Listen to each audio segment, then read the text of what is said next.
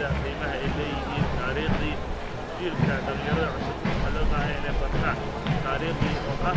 xornimada markii dhiigga ummadda soomaaliyeed dadkii halgamaashooda ay dhiigga daadiyeen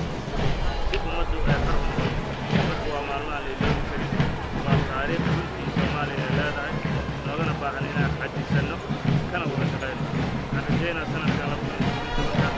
oo runtii naqsay diilo shacabkooda aad maaragtay ugu oomanaayeen in wixii hadda ka dambeeya dowladda iyo shacabka gacmaha isqabsadaan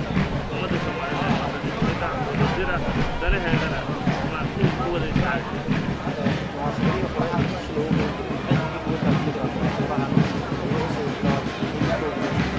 runtii waa la socotaa iyadoo weliba ku sabsan ramadaan maalmihii ciidda haddana